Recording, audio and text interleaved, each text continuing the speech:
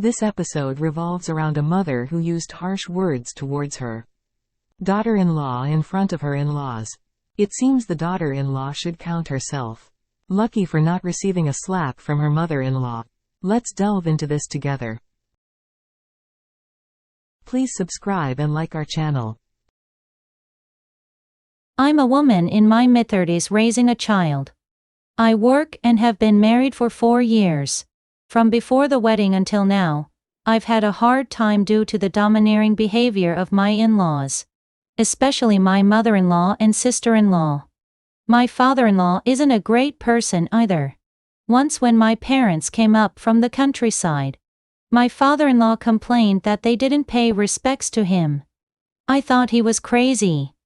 I was taken aback when he said that in-laws should greet each other, as if it was the most natural thing in the world. We live in Seoul, and I'm originally from a rural area, about a 3-hour drive away. My in-laws live in Seoul, and since my parents live far away, they can't visit often. When we were newlyweds, my parents came to our house to attend a relative's wedding and stayed overnight. A few days later, my father-in-law said, "Your parents came all this way and didn't even say hello?" At first, I thought he was expressing regret for not being able to meet my parents when they came. But that wasn't the case. He was complaining that my parents came to Seoul and just left. He literally meant that my parents should have paid their respects to my in-laws before leaving. I was so frustrated that I didn't immediately confront my father-in-law, because I thought, surely he doesn't mean that. But since I couldn't bring it up again after it had passed, I just let it go. Apart from this incident, my father-in-law rarely upset me. It's clear that he has odd notions. I had many angering incidents because of my mother-in-law and sister-in-law. Our parents' houses have very different atmospheres. My parents' house has a warm atmosphere. If there's a question, children can ask their parents. But at my in-laws' house, such things are absolutely not allowed. At my parents' house, parents and children can argue and live with hurt feelings. But eventually, hearts are soothed. But at my in-laws' house, it's unimaginable for parents and children to argue. From the children's perspective, it's worse to suppress hurt feelings. In the end, the child who has been patient will either explode or become distant from their parents. Because of the difference in atmosphere, it was difficult to get closer to my in-laws. Plus, my in-laws often say and do things that raise questions, which made it even harder. When we got married, my in-laws gave us 20 million won. But they made as big a fuss as if they had given us a house. 20 million won is not a small amount of money. I should be grateful, but their fuss made my gratitude fly away. When we returned from our honeymoon and went to my in-laws' house, my mother-in-law said something absurd. She said that since they had given us a lot of support when we got married, we should give our earnings to her and we should live on an allowance. I don't understand how she can say such nonsense so naturally. When I asked my husband if this made sense, he took his mother's side, saying she must have said it for our good, that she must have some thought. So I asked him if we were going to give our earnings to my mother-in-law, and he said no. When I asked what he meant, he just shut his mouth. I found out I was pregnant 5 months after we got married.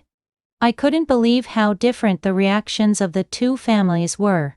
When I announced my pregnancy, my parents were so happy, even though my older sister already had 2 children. They congratulated us and immediately started preparing baby items. But the atmosphere at my in-laws' house was drastically different. As soon as my mother-in-law heard the news of my pregnancy, she said 2 things. Ask your mother to come and take care of the baby. And don't use your pregnancy as an excuse to be spoiled. My husband has 1 younger sister, and my sister-in-law is still unmarried. Our baby would be the first grandchild for my in-laws. But instead of congratulating us, they responded like this. Would I have asked my uncomfortable mother-in-law to take care of my baby? She must have known that I wouldn't ask such a thing. But I can't understand why she would say such things. My guess is that she said it to upset me. People even doubt me when I tell them about this, because it's such an absurd story. They suspect that I might be exaggerating the story. I've had many unpleasant experiences due to my conceptless sister-in-law, who takes after her parents. She always said that I have a big build. I'm 168 tall with somewhat broad shoulders. I've always been on a diet, because if I gain even a little weight, I look too big. My sister-in-law is 156 tall, and a bit chubby. So isn't a tall and slim person like me better than a short and chubby person like her? I don't really care about appearances. But my sister-in-law often makes comments about people's appearances. She thinks she's very pretty. She claims that she could date and marry a rich man's son anytime if she wanted to. But she's not interested in marriage, so she stays single. For your information, we are the same age. My sister-in-law has an unusually chubby face. But what's really ridiculous is that she says men prefer women with narrow shoulders like hers. She argues that men find it attractive to be able to embrace a woman with narrow shoulders. Would a man like it if he hugged a woman and her face was as big as a tray? My husband once said this. And my mother-in-law was very angry with him. She was upset with him for saying such unnecessary things and upsetting his sister. My sister-in-law made a big fuss, crying and screaming, just because of what my husband said. I asked, then what about when my sister-in-law always tells me that I have a big build? And my mother-in-law responded, that's okay because it's true. Then isn't it not true that my sister-in-law's face is as big as a tray? I had more and more unpleasant experiences whenever I met with my in-laws, so I gradually stopped visiting them. After the baby was born and my mother stayed with us for a while, I became even more distant from my in-laws. I had already been distancing myself from them even before giving birth. At first, my husband was unhappy about my reluctance to visit his parents. But we kept fighting every time we visited them, so he eventually understood me. My mother-in-law was also unhappy about my mother staying with us to help with childcare. She said that she couldn't see her grandchild whenever she wanted, because my mother was staying with us. I told her that I asked my mother to come, because she had suggested it, but she became upset. She got angry, saying, "Isn't it because you can't see your first grandchild whenever you want?" When I asked what I should do, she didn't answer my question, and just talked about something else. My mother stayed with us for about 3 months, and during that time, my mother-in-law and sister-in-law kept asking why my mother was staying with us for so long. I had been living separately from my family since I became a university student, so I was really happy to have my mother with us.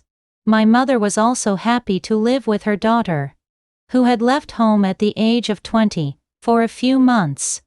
It wasn't just because of childcare that my mother was staying with us. My mother-in-law kept nagging.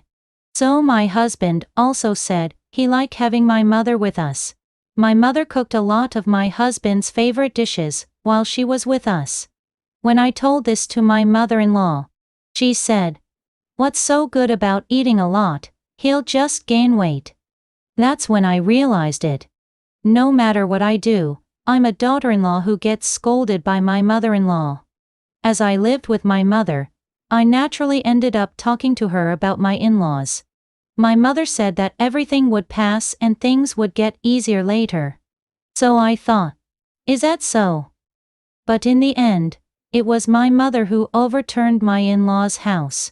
It was about 2 months after our baby was born, and my mother had come to stay with us when my in-laws and sister-in-law visited our home. They had come to see the baby. But my sister-in-law said some outrageous things that day. I had gained more than 10 kilograms during my pregnancy. It hadn't even been 2 months since I gave birth, and my sister-in-law asked why I hadn't lost weight yet. She even said it was a terrible sight, as I already had broad shoulders. This was said in front of my mother. I told her that while I could regain my tall and slim figure if I lost weight, she would still remain short and unattractive even if she lost weight. She even said that our baby would have broad shoulders like me. My mother was furious to hear such nonsense about a newborn baby. My mother told my sister-in-law, "What a nasty and rude girl you are.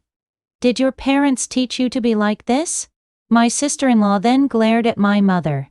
When I told my sister-in-law not to be disrespectful, my mother-in-law sided with her, saying, "Look at how she's talking to her sister-in-law." My father-in-law didn't intervene, but I'm sure he was on my sister-in-law's side too. When I told my mother-in-law that it was my sister-in-law who was rude to me first, she raised her voice, asking if I was talking back to an adult. My husband tried to calm the situation, but my sister-in-law yelled at him, asking whose side he was on. My husband asked my in-laws to leave immediately. My mother-in-law then asked my husband whose side he was on again. My husband had to force them out of the house. My mother said, "What kind of people are they?" when they left. My husband apologized to my mother. My mother said, "Don't let them upset our daughter. It would be best not to meet them." My husband agreed. Since then, we didn't go to my in-laws' house, unless it was absolutely necessary. My husband answered all their calls. The last time we went to my in-laws, I told my sister-in-law that she seemed unable to get married because she was so bad. But I said the real reason she couldn't get married was because she was short and ugly. No one said anything to me, even though the atmosphere was tense. We will continue to distance ourselves from my in-laws. My mother still regrets not slapping my sister-in-law back then.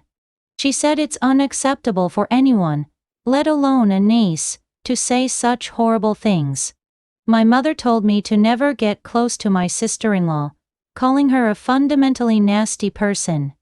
Recently, my mother-in-law told my husband that my sister-in-law held a grudge because of me. So my husband told my mother-in-law, "Just know that my mother and wife hold more grudges against my sister because of what she did. We plan to keep our distance from my in-laws." Can you imagine how furious the mother must have been to utter such words to her in-laws' unmarried daughter? With such in-laws, it's advisable to maintain distance. If you show them a bit of kindness, they might just get on their high horse again.